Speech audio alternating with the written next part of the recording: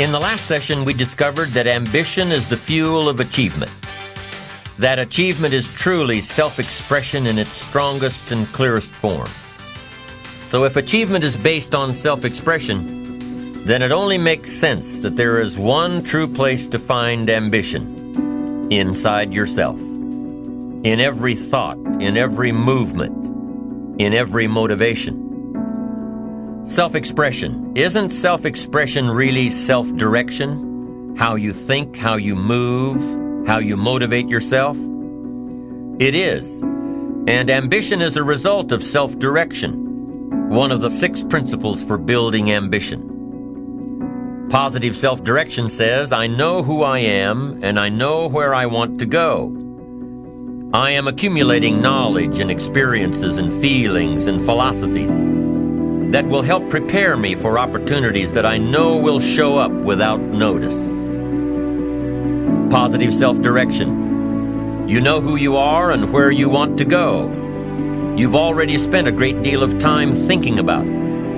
You've been working on the parts of your personality that will make you better. Working on your attitude. Working on your health. Working on your time management skills. Putting it all down on paper. And you constantly see yourself in the place that you want to be. As you talk with yourself every day, how often do you ask, is what I am doing today getting me closer to where I want to be tomorrow? Am I making the daily adjustments necessary? Am I doing all that it takes? Will I keep on doing it until? Direction determines destination. Here's a question you need to ask yourself. Are all of the disciplines that I'm currently engaged in taking me where I want to go? Are all of the disciplines I am presently engaged in taking me where I want to go? What an important question at the beginning of the month, at the beginning of the week, at the beginning of the day. Because here's what you don't want to ever do: kid yourself. You know, kid your neighbor and kid me and kid the marketplace if you want to, but gosh, you can't kid yourself. With your fingers crossed hoping you'll arrive at a good destination when you're not even headed that way. You say, well, maybe the wind will take me. Well, there's a chance. But you've got to take charge. You've got to ask yourself often, am I? Am I doing the disciplines that are taking me in the direction that I want to go? I don't want to be faked out here and think I'm on the way to financial success when there's not a prayer, not a hope. I don't want to be faked out hoping that there's someone else who's going to take care of it. Take care of me. They're not going to take care of it. They're not going to take care of me. What if all of your negative relatives turn positive? What'll that do for your fortune and your future? Not much. If prices come down a little, what'll that do for your fortune and your future, and your sophistication and your culture? What'll that do? Not much. If the economy gets a little better, what'll that do? Answer, not much. If you don't make plans of your own, you'll fit into someone else's plans. And guess what they have planned for you? You're right. Not much. Most people wake up every morning counting on this not much list. And that's why what they have is not much. Not much hope, not much promise, not much progress. They're driving what they don't want to drive, living where they don't want to live, doing what they don't want to do. Forget the thief waiting in the alley to snatch your purse. What about the thief in your mind? Lazy, not stimulated by thoughts and questions. Don't become a victim of yourself. Ask yourself these questions. Is this the direction I want for my life? Is it someone else's direction? Is it a goal that I have been ingrained with since my childhood? Is it my parents' or my spouse's or my boss's or my children's? Is it mine? Ask yourself these questions. Debate them if you will. Debate the ideas I am sharing with you on this program later. After you've heard all the ideas, debate what will work for you and won't work for you. But most importantly, get into the debate of your inner mind. What am I doing that works? What am I doing that doesn't work? Debate it all. Work with your mind to figure out the best possible direction for you. Your self-direction. Your self-direction. You hear stories all the time of kids, middle-class kids, upper-middle-class kids. You hear stories all the time about good kids that are having problems.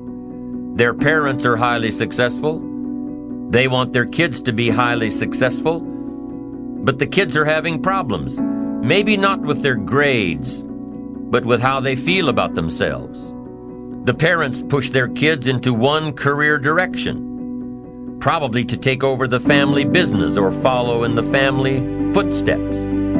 It's the parents' direction, not the kids' direction. The kids know that something's just not right. And for these kids, something goes wrong. I know this lady that comes from a medical family. Everybody's in medicine. All of the kids grew up and went to school to be in medicine. It's just what you did. You grew up and became a doctor. Now, it wasn't a bad upbringing. They had everything they needed, but they also had the extra push to go into medicine. As a matter of fact, my friend says that they were raised with such tunnel vision that she didn't even have the slightest idea how food got into the grocery store, how cars got into the lots, how money got into the banks. She didn't know. The issues were never brought up at the dinner table. She remembers back in the late 70s, the first time she went to look for a job to make extra money in college, that the best jobs in the paper, the ones for qualified people, were only advertising a monthly salary of $900. $900. She thought the average person on the street, the average non-qualified person, made at least $3,000 a month. What a difference. What a shock. To be so sheltered from real life, to be so far off in what the average person made for a living, it was a real revelation. So she started asking questions. I mean, if she was that far off in her judgment of average earnings, maybe she was way off on other thoughts in life too. Maybe there was more to life than being in medicine. Maybe this wasn't what she wanted to do after all. Maybe she finally found the reason why she hadn't been happy through all of her academic achievements. Sure enough, she figured out that the medical goals were not her own, only those of her parents. And even though she was chastised by her family for not following through with the family goals, she is now much happier, following her own path. Direction must be your own, or it can end up being damaging. Damaging to your soul, damaging to your spirit, damaging to your health. Now, there's one more part to my friend's story of growing up in a medical family. It's a part that nobody in her family talks much about, yet it happened. And it's an important part to tell. While my friend was pushing for perfection in school, she also pushed herself into an eating disorder. She ended up with this a few years before anyone really knew anything about anorexia. So there wasn't much help available.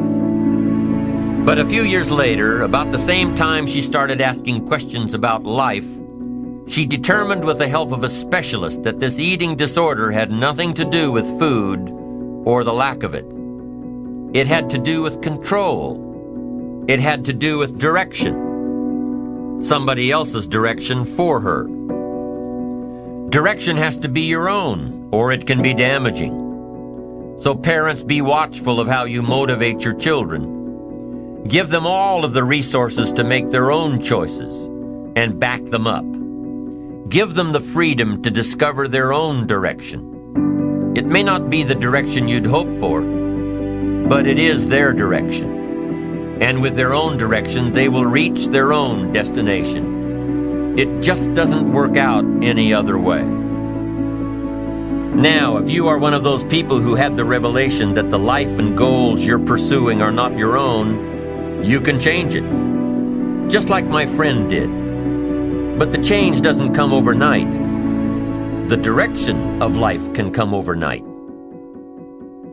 A new goal can reach out and grab you in one day, give you the push and the ambition and the momentum to change your course, where you want to be. But the final destination does not happen overnight. It still takes a lot of work. It still takes time for the plans to build, to grow, to run the course. It takes patience. Let's say you have a brilliant idea for starting a new company. What's the first thing you do? You write a business plan and a marketing plan and complete the financial pro formas. You don't expect to have an idea one day and a prospering business the next. No, it doesn't work that way. You've got to take all the right steps, give it care and nurturing and time. Lots of time for your investment to start reaping rewards.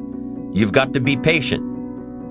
But here's what does happen. As soon as you turn a new direction, I'm telling you, you've got an excellent chance of a brand new destination. A brand new destination in 3 years, a brand new destination in 5 years. Not a brand new destination tomorrow. A brand new destination that will come just as surely as you follow and adhere to the disciplines required.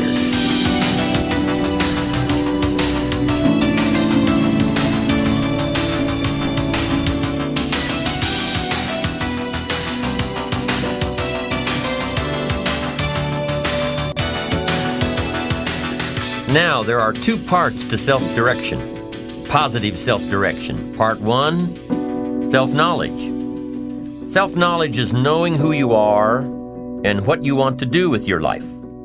Self-knowledge is knowing how you feel about yourself. Self-knowledge has a lot to do with your philosophy, and your philosophy has a lot to do with shaping your attitude. How you feel about yourself, how you feel about life, how you feel about your direction, how you feel about others around you. Your attitude. You've got to know. You've got to gather up enough knowledge and information to know what's right for you. How do you gather up information? Well, you can start with your own experiences. The best way to know if something works for you the right way is to do it the wrong way. Now, you can't keep doing it the wrong way. You've got to be smart enough to say, hey, this isn't working, and change it. Start doing it the right way. Then search for the knowledge and apply what's right for you in your life. Develop your own attitudes and philosophies around your own experiences and the experiences of others. Take all of the information you have gathered and compile it, consider it, debate it, tear it apart, turn it upside down. Look at it from your own perspective and refine it to suit you. Rearrange it. Throw some of it out. Keep what you think will work for you. And most importantly, make sure that what you end up doing is the product of your own conclusion. Make sure that the knowledge that you are building is your own self-knowledge. The first component of positive self-direction, self-knowledge. The second component of positive self-direction is self-preparation. Self-preparation, being ready for the opportunities when they show up in your life. Being ready for the sales call that may make you a fortune. Being ready for the meeting that may positively affect your career. Being ready for it all, in expectation that it will come. Now, for those of you who are parents, when you found out that a new member of the family was going to come along in 9 months or so, what did you do? You started getting ready. You started reading the books on how to best handle a baby. You started buying everything you needed to care for the baby. You started asking advice from friends and relatives who've already had a baby or two. You asked questions, defined your parenting style, got ready for a major change in how you live and the hours you keep, and the financial obligations you have to live up to. You started getting ready. Well, preparing for your own life is pretty much the same. Defining a goal, planning a goal, knowing that with enough planning and dedication and hard work, you'll meet your goal. You know that it will be tough for the first few years, but the sacrifice is well worth it. So in the meantime, you've got to be ready for it. If you wish to be ruler over many, you've got to be faithful with few. If you wish to have power and influence over many, be the leader of many, and get the return from many. Be faithful when there's just a few. Faithful meaning disciplined. Be disciplined when there are just a few. And in your own enlightened self-interest, that gives you the best chance to be the ruler, or to have power, or to have influence, or to have a place of honor among the many. Be faithful when there's just a few. Someone says, if I had a big organization, I'd really pour it on, but I've just got a few and I don't know where they are. Come on, when you've got just a few, you could know where all of them are. What if we interviewed parents who had a fairly large family who have all grown up and gone? What if we said to them, what happened to all of your children? What if they said, I don't know, they just all wandered off? And we asked, well, where did they all go? And they say, who knows, they're just all gone. We're just going to have some more. No. If you've got a few employees, if you've got a few distributors, if you've got a few people, that's the time to sharpen your communication skills of being in touch, getting prepared, giving the most of your heart and soul. That's the time when you just have a few. In your own enlightened self-interest, set up the lines when there's a few. Be totally absorbed when there's just a few. Then you put yourself by reputation and by skill in line, so that when a leadership position opens with the many, you'll be called. That's the key. Now the same thing goes with your money. Someone says, oh, if I had a fortune, I'd really take good care of it. But I've only got a paycheck, and I don't know where it goes. Wow, did you ever hear that expression, I don't know where it all goes? Did you ever hear that? Oh, we'd love to have you run our company. You don't know where it all goes? Wow, we'd love to have you run the world. It just gets away from you? It just disappears? Come on. Positive self-direction says, in your own enlightened self-interest, pay real close attention to just a few dollars. Really know where they come from and know where they go. Set up the disciplines when the amounts are small, and you'll be on your way to handling it when the amounts are many. Enlightened self-interest, positive self-direction, self-preparation. Be ready for tomorrow by doing all that you can today, setting your goals. Set a goal that will make you stretch for what it will make of you to achieve it. What a brand new reason for setting goals. What an all-encompassing challenge to have a better vision of the future, to see what it will make of you to achieve it. And here's why. The greatest value in life is not what you get. The greatest value in life is what you become. The major question to ask on the job is not, what am I getting here? The major question to ask is, what am I becoming here? It's not what you get that makes you valuable. It's what you become that makes you valuable.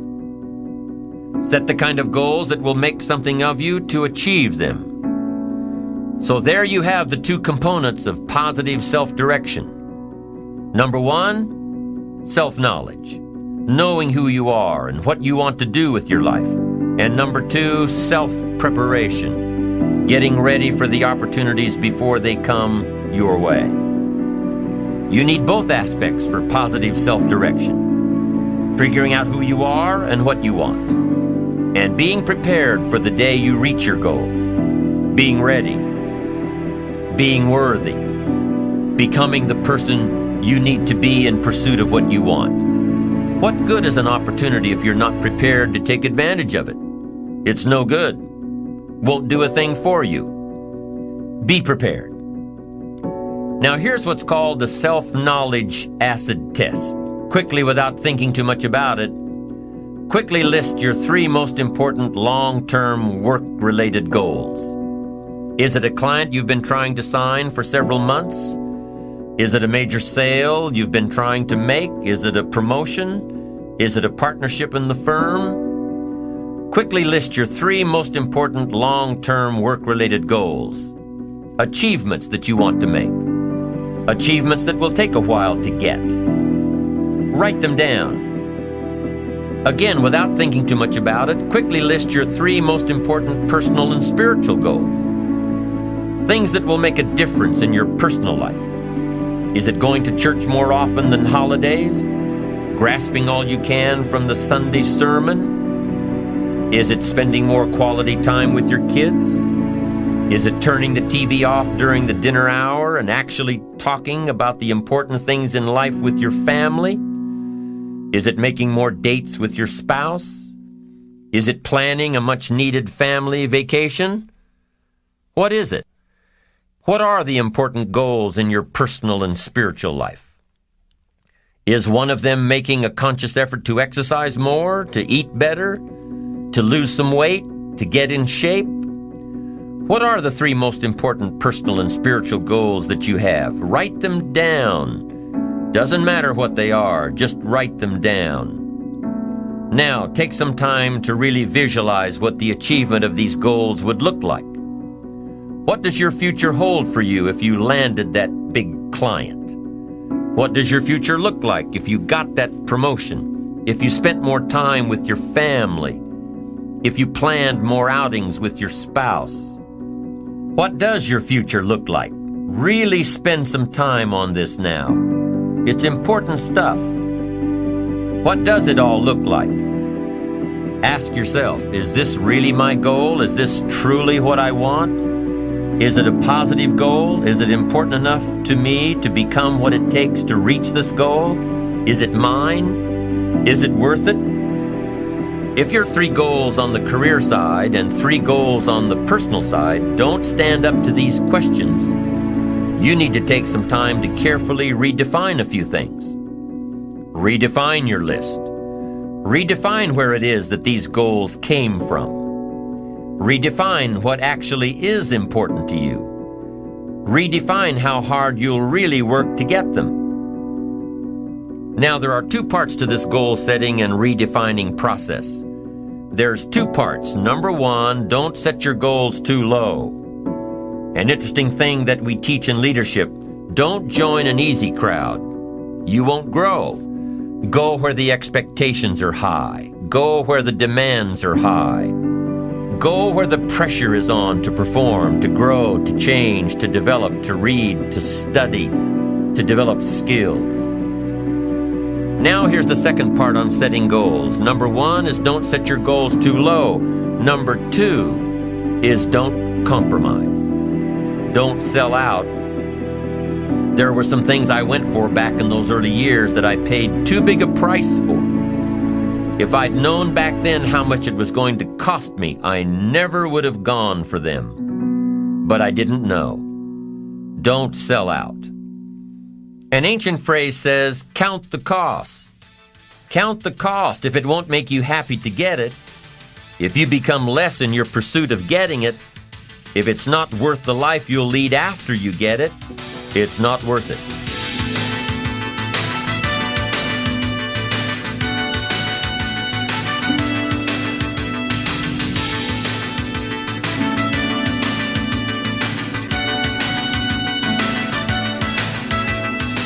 Now let's talk a little more about self-preparation. Self-preparation has 2 benefits. The first benefit of self-preparation is that it moves you toward your goal. You've already got it in mind. You know where you want to go. You're getting ready for it. You're doing all the things you're supposed to do. And by getting ready to achieve your goals, you're moving closer to your goals. That's how it works. The second major benefit to self-preparation is that it refuels your ambition. Your activity refuels your ambition. The things that you are doing today are getting you ready for tomorrow. It's exciting. You know that you're getting closer every day. Ambition must be kept alive, be kept active, must continue to move forward. Otherwise, you're just daydreaming. You must keep active, keep moving forward so your ambition can fuel you, motivate you, get you where you want to be. Self-preparation. The benefits are, number one, it moves you toward your goals, and number two, it refuels your ambition. Be prepared. Get ready. This method of self-preparation involves 3 steps. Step 1. Carefully consider where the next opportunity for reaching your goal will originate. Where will it come from? Will it come from networking with your colleagues? Will it come from reading the last book that you bought? The book that's still sitting on your shelf waiting to give you some answers? Will it come from you taking the time to think it out? Where will it come from? The next opportunity that will push you forward. If you don't know, here's what you have to do. For each major goal of yours, the top priorities on your list, for each of these, take out a separate piece of paper, 1 single sheet per major goal, write down your goal at the top, and start listing all reasonable resources. Write down every possible place that you could find the opportunity to achieve this goal. And with each resource, classify them. Ask yourself, is this resource a sure thing? A good bet? About even chances? Unlikely? A long shot? Ask yourself these questions and classify all of the resources you have written down. That's the first step. The second step in this method of self-preparation is to make sure you know what you need to do to be prepared for your opportunities. Take your sure things first. Figure out what you need to do to be prepared when they happen. Break down your preparation into concrete steps. Make sure that you know exactly what you have to do to take advantage of the opportunity when it comes your way.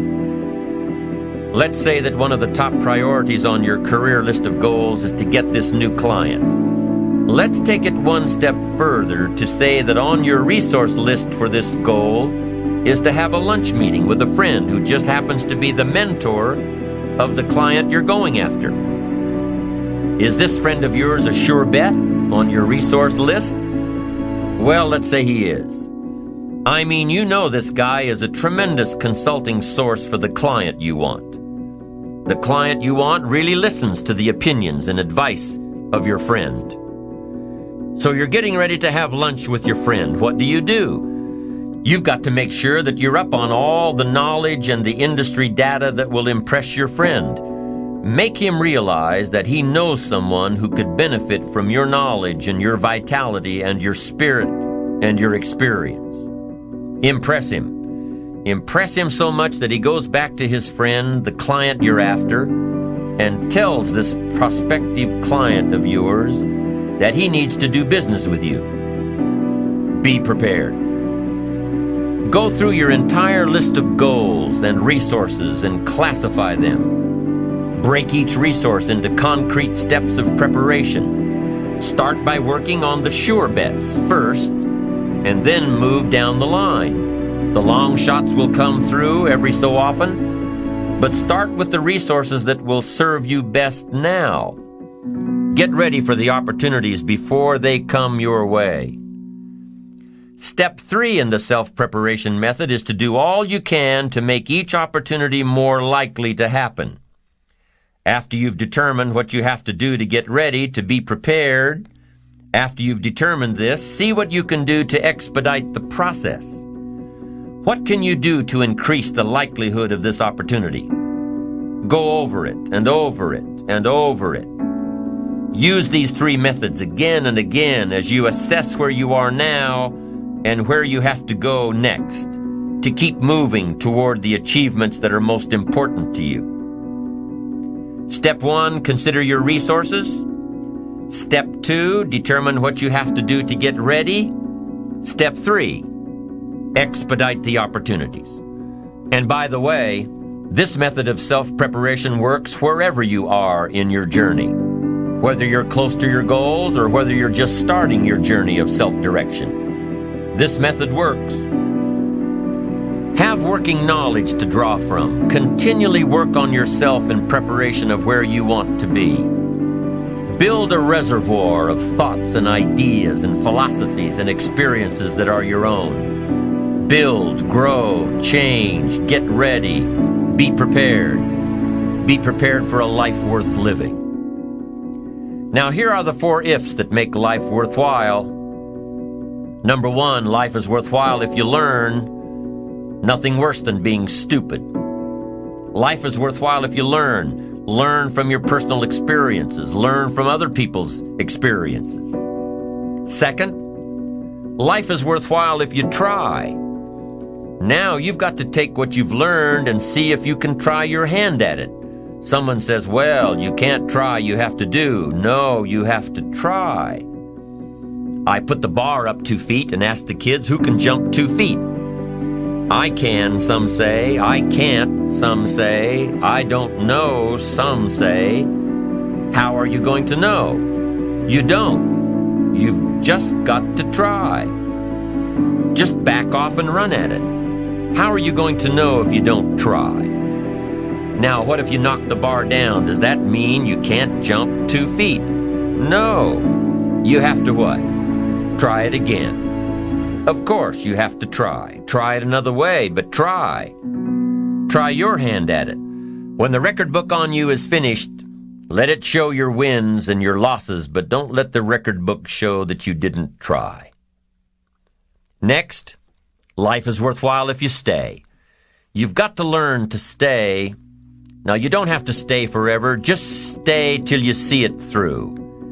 A guy builds a foundation and then he wanders off somewhere and builds another foundation. He's got these foundations scattered all across the country. I mean, no walls, no roofs, just a bunch of foundations.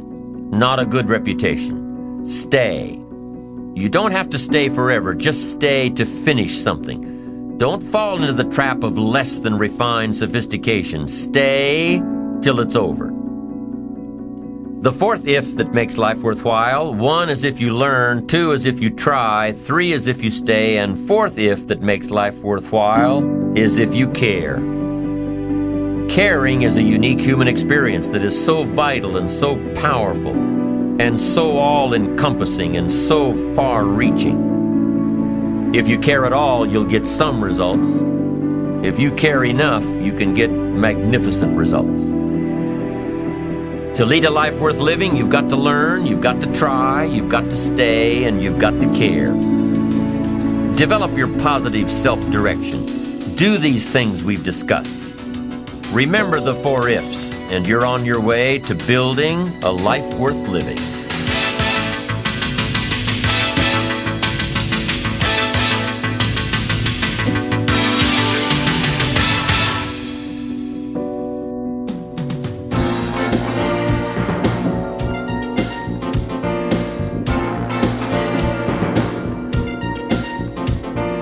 The second principle of building ambition is self-reliance. Number 1 is self-direction. Number 2 is self-reliance. Taking responsibility for your own life. Taking responsibility for whatever happens to you. Knowing that you have consciously made the decisions that are now affecting you. Knowing that what is happening now, today, is the direct result of your activity, what you did yesterday. Self-reliance is basically counting on yourself. Now, being self-reliant doesn't mean you can't work with others or trust others. Self-reliance means counting on yourself, trusting yourself, being confident with yourself, being responsible to yourself, trusting your own instincts, trusting the conclusions that you have developed from your study of experiences and philosophies. Taking the credit that is due you, learning from the mistakes that you have made, being self-reliant. Gestalt psychologists give an example of being self-reliant. They say that you're responsible for getting caught in the rain. They say that by deciding not to carry an umbrella every day, You have made the decision to endure an occasional drenching. Translation: by not being prepared, you make the choice of getting caught in some of life's unpleasant circumstances. Be they rain, failures, economic losses, relationship losses, professional losses, personal losses. By not being prepared, thinking ahead, it's your choice. Now here's the other side of it. By being prepared, you increase your chances of success. You increase the likelihood. By being prepared, you increase your chances of success, of seizing opportunities when they come your way, of being ready within yourself to take advantage of once-in-a-lifetime situations. Some people tend to blame others for their mistakes, blame others for their failures. Somebody says, it's not my fault the report isn't done. So-and-so didn't do their part. Of course it's your fault. It's your report too. It's your responsibility to see that everyone you delegated work to does their part. Now, you can't control what others around you do, but it's in your own best self-interest, your enlightened self-interest, that you stay on top of things, especially if it's going to affect your future. You think your boss cares that John didn't do his part? You think he sees John as the bad guy? Of course not. All he sees is that the report isn't done, bottom line. Be responsible for the things that affect you. You can make sure you're more responsible by checking in with those people who are working with you, the people who make up your team. You can be more responsible by saying, hey, John, how are you doing with your part? Do you need some help? Can we put somebody else in here to help you finish? Now, if John consistently doesn't handle his part, you've got to replace John. If he isn't doing his share, you've got to find somebody that will. Or what? It will negatively affect you. You can't wake up in the morning that the project is due hoping and wishing that John has done his part. No, you've got to be responsible because it's going to affect your career too. Now, my approach to my better future very early on in my career was to just go through the day with my fingers crossed. And I used to say something like, I sure hope things will change for the better. Then here's what I found out. They're not going to change. Somebody says, well then, how will my life ever change? Answer, when you change. When you change, when you get better, it'll get better. If you change, it'll all change. Don't put it on someone else. Hope that someone else will change it for you. Take responsibility for yourself. Take personal responsibility. You can't change the circumstances or the seasons or the wind, but you can change your reading habits. You can change whether or not you go for the skills, burn the midnight oil, turn yourself around, multiply your value by 2, 3, 5, 10. That you've got charge of. That you have control of. You don't have control of the constellations, but you've got control over whether or not you go to night school, take adult classes, learn some new skills. You have control over that. And if you don't, that's your fault. You've got to take personal responsibility. You've got to be self-reliant. You. Nobody else can change your life, alter your ambitions, pave a golden road for you. But you can. It's up to you. Be responsible for yourself. Learn to reap the harvest without complaint. This is a sign of growing maturity. And here's where it comes from, taking full responsibility. Take full responsibility for everything you do. Be responsible to yourself. It's your crop. Whatever your paycheck is, take full responsibility. You say, well, it's my employer. No, it's not your employer. You can become twice as valuable, 3 times as valuable. Burn the midnight oil, learn some more skills, bring more value to the marketplace. I'm telling you, whatever your harvest is, take it without complaint. Take it without blaming others.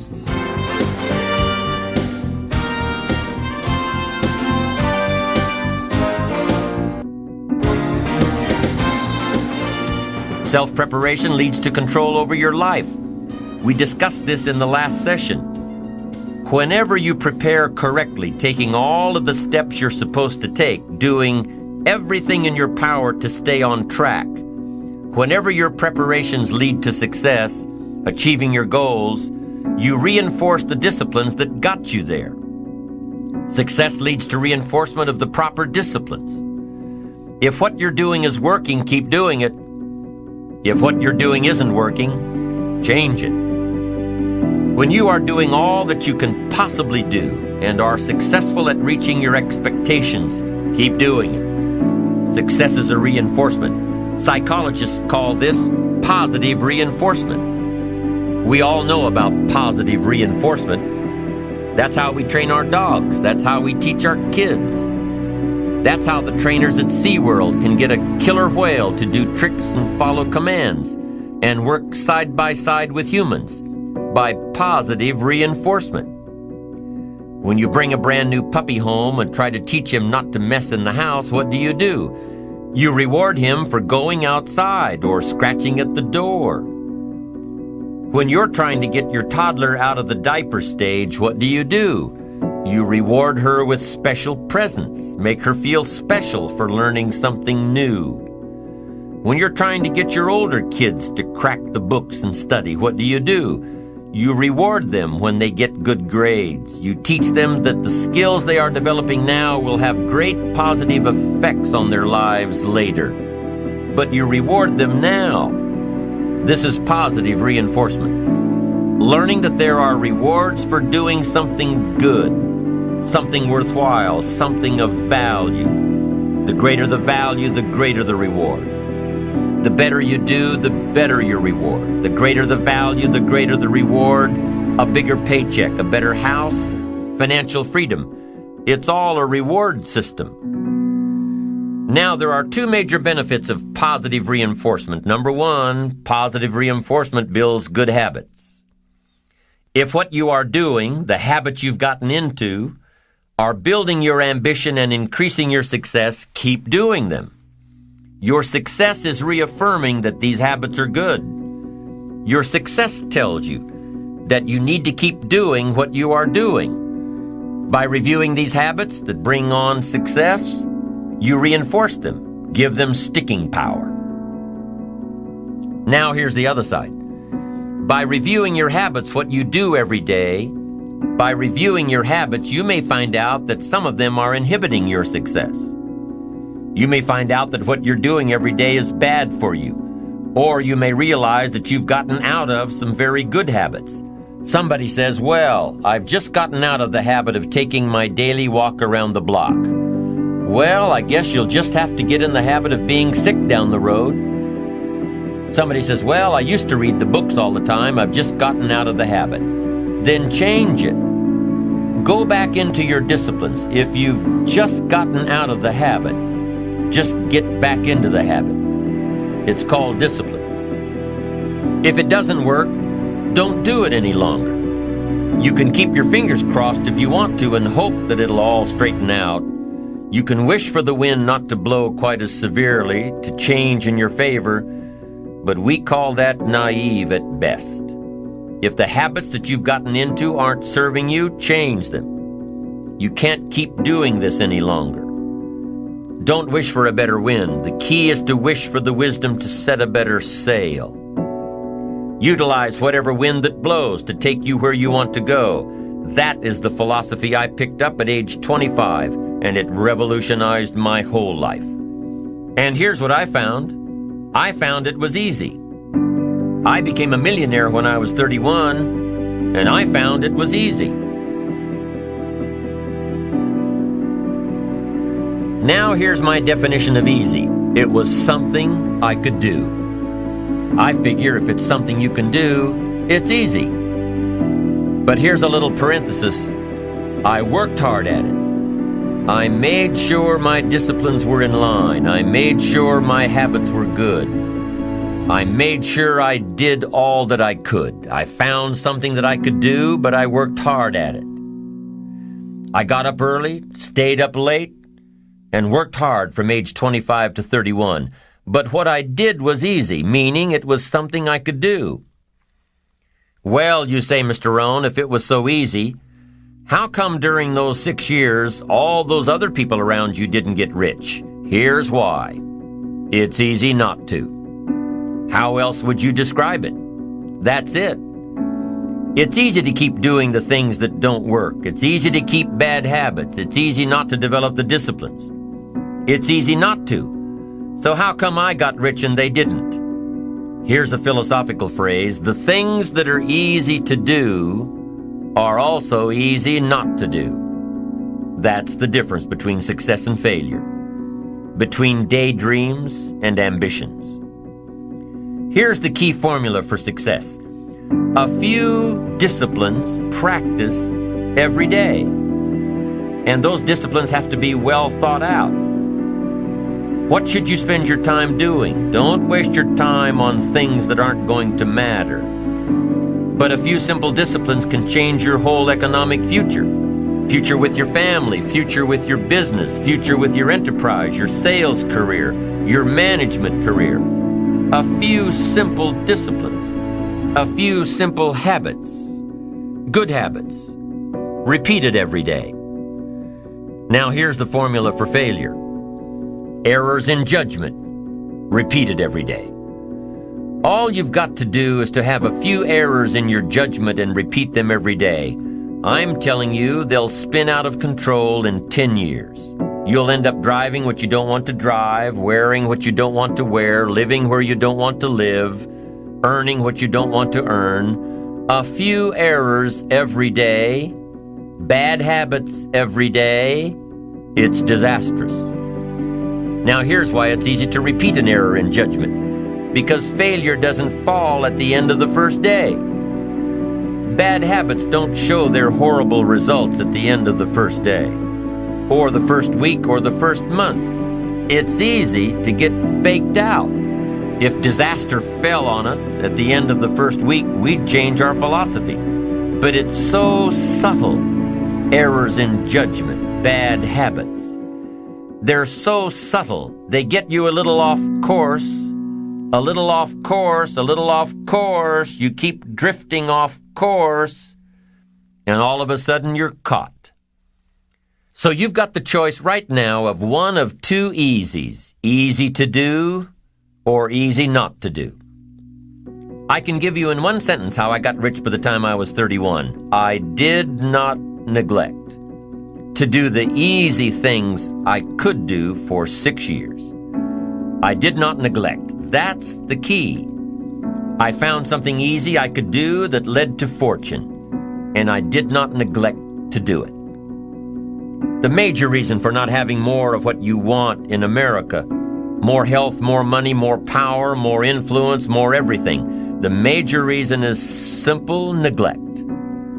Neglect. And if you don't take care of neglect, it becomes an infection, and then it becomes a disease. So if you're in the habit of not doing it, doing all it takes to get ahead, get in the habit of doing it. Doing all it takes. That's the first benefit of positive reinforcement, building good habits. Now, the second benefit of positive reinforcement is that it creates the energy to fuel additional achievement. It gives you the drive to do more, to not only keep on doing what's right, but to do more of what's right. The disciplines that will help you grow and get ahead of it all. The knowledge that what you're doing is paying off creates more energy to keep going. How easy is it to get up in the morning when you know you're not doing all that it takes? It's not very easy at all. You can just lay there awake thinking, oh, what's a few more minutes in bed? It won't matter much anyway. Wrong. It does matter. It will matter. Now, how easy is it to get up in the morning when you're pouring it on, doing the best you can, anxious to get going, make progress toward your dreams? It's a whole different story. When you're resting to renew your reserves, it's much different than resting to avoid your day. When you're psyched up and excited for your life, when you're excited for what you've planned to accomplish for the day, it's amazing. You'll wake up before the alarm clock even tries to startle you awake. Your successes fuel your ambition. Your successes give you extra energy. Your successes pave the way for more successes. It's the snowball effect. With one success, you're excited to meet another, and another, and another. And pretty soon, the disciplines that were so difficult in the beginning, the disciplines that got you going, are now part of your philosophy. How do you know when you're successful? Do you have to be a millionaire? No. All we ask of you is that you earn all you possibly can. If you earn $10,000 a year and that's the best you can do, that's enough. God and everything else will see to it that you're okay. The key is to just do the best you can. If it's $10,000 a year, wonderful. If it's $100,000 a year, wonderful. If it's $1 million a year, wonderful. It doesn't matter $10,000 a year or $1 million a year. It doesn't matter as long as you've done the best you possibly can. Earn the most you possibly can. Be the most you possibly can. And here's why. The essence of life is growth. The essence of life is growth, to do the best you can. And here's what's interesting. Humans are the only life form that will do less than they possibly can. Humans are the only life form that will settle for less. Every other life form except human beings strive to its maximum capacity. How tall will a tree grow? Approximately. As tall as it possibly can. You never heard of a tree growing half as high as it could. No, trees don't grow half. Trees send their roots down as deep as possible, stretch their limbs up as high as possible, produce every leaf possible and every fruit possible. As a matter of fact, you never heard of a human physically growing half. We keep growing until we're done. Now that's a part of life we can't control. It's genetically coded. And that's probably why we keep growing till we're done. Because we can't control that part. It's the rest of our growing that we control. The growing of our minds, the expansion of our minds, that we can control. And that's what tends to get away from us. All life forms inherently strive to their max except human beings. Now, why wouldn't human beings strive to their maximum possibility? Here's why. Because we've been given the dignity of choice. It makes us different than alligators and trees and birds. The dignity of choice makes us different than all other life forms. And here's the choice: to become part of what we could be, enough to get by, or to become all that we can be. My best advice for you is to choose the all. Earn all you can, make all the friends you can, read as many books as you can, develop as many skills as you can, see as much as possible, do as much as possible, make as much fortune as possible, give as much of it away as possible. The max, there's no life like it. I'm telling you, once I got on track, I've never looked back. Pick up the challenge, go for it. Take the best of the two easies. Take the root of it's easy to get ahead. It's easy to do all you can. It's easy to succeed. It's easy to have financial freedom. The more you do, the more you get. So the two primary benefits of positive reinforcement are, number one, to build good habits, and number two, to create more energy to fuel your ambitions, your desires, your achievements. How can you isolate what's working for you and what isn't? How can you make sure that you are reinforcing your positive disciplines? Well, if it isn't apparent, easy to see right away, if what you're doing is happening in such small increments that you're not sure if you're on track, then you need to be writing it down. You need to keep a journal anyway. But if you really aren't sure that what you're doing is making measurable progress, you need to keep a written record. You need to write down everything that may be relevant in your day. What you did, who you saw, what you felt, how it may or may not affect you now and in the future? The best way to track your activities of the day is to write them down. The best way to track your activities of the week is to write them down. The best way to analyze your progress through the year is to have written it down. Why? So you can look back on it. Because by keeping a written record of your life, you will be more accountable. By putting into writing the action steps that you have planned, you will easily see what works and what doesn't. Most people just try to get through the day, never writing anything down, never keeping track of their progress along the way, never really knowing if they are doing all they can to reach their goals, to drive their ambition. But gifted people learn to get from the day. They don't let a day end without picking up some valuable experience, some emotional content, some idea that may positively affect their future. To get the most from a day, to learn the most from a day, you need to be able to reflect on the day. And how can you reflect on a day unless you record it in history? How can you possibly reflect on a week unless you can look back and analyze it? How can you learn from past mistakes and bask in the past successes unless you write it all down? There's something magical in writing out a problem. It's almost as though when you start writing it out, you start figuring out ways to make it work. Perhaps the magic is that when you write it down, you can now be objective. You can start to see objectively where you fit into the picture. You can start to see if you are being responsible, if you are being self-reliant. You are pondering it. You are trying to figure it all out. The fact that it is now on paper actually creates a space between you and the problem.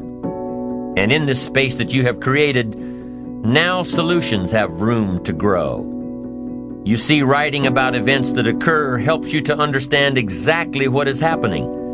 When we describe life to ourselves only in our minds, our imaginations tend to feed back false information about how things are, distorted information.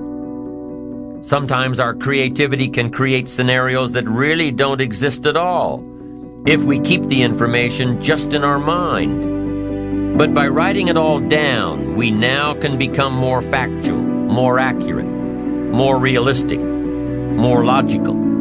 And then as we reread what we have written, we create a new picture in our mind. And once we see things as they are rather than how we think they are, we can see our way to make them better. It's all part of being responsible. It's all part of seeing things objectively in order to fully understand the steps that we must take to make things better. The steps we must take to better prepare ourselves for the opportunities that lie ahead.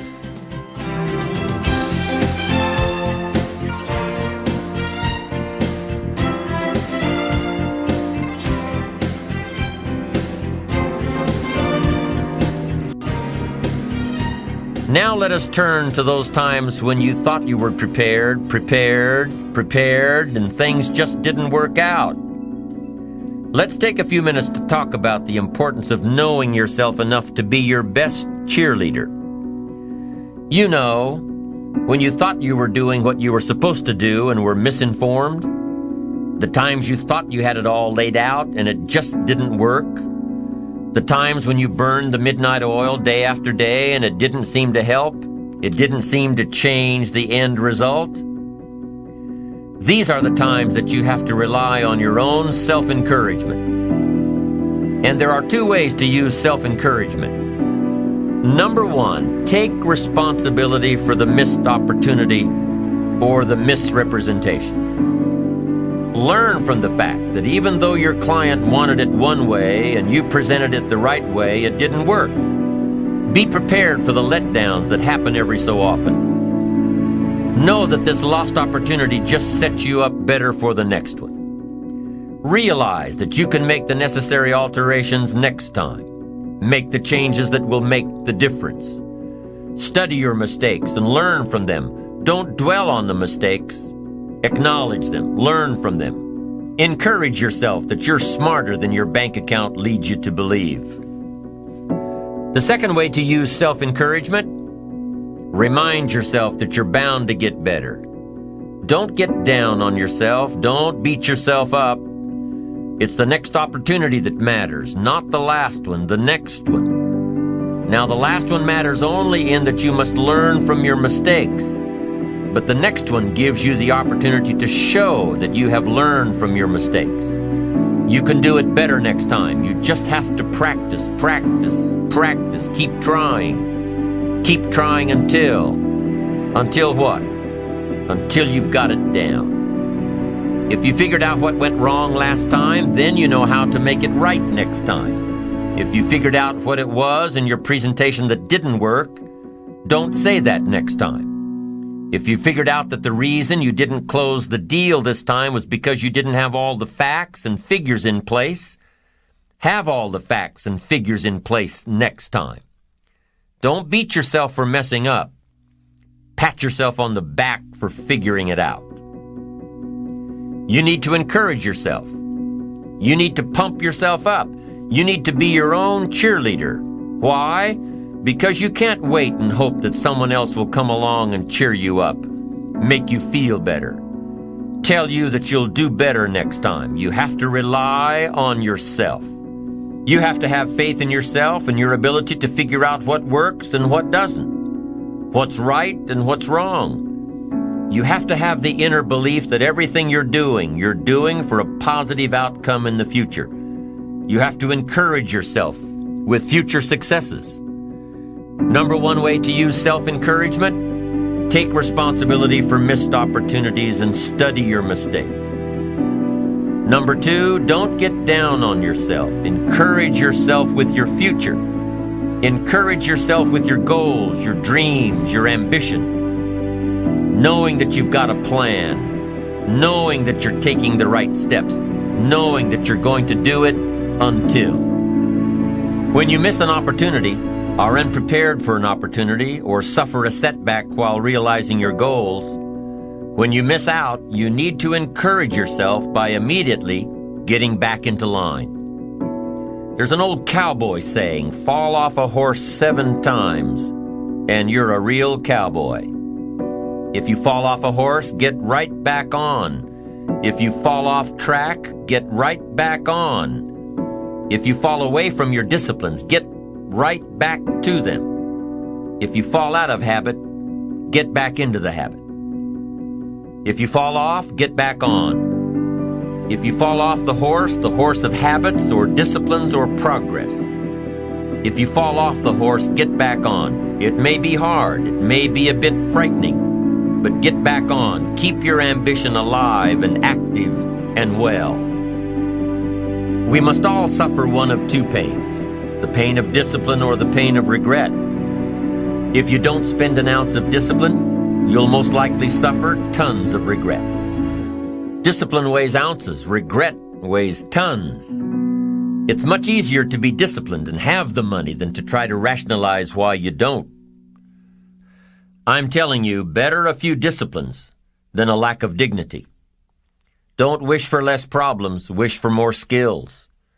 Don't wish for less challenge, wish for more wisdom. Don't wish for it to change out there. Develop yourself to the point that you can truly and totally rely on yourself. Develop yourself into self-reliance, the second part of building your ambition. Self-reliance, self-responsibility, counting on yourself, believing in yourself, doing it yourself, disciplining yourself. And now we're ready to move on to the third principle of building your ambition, which is self-discipline. I'll meet you on side 5.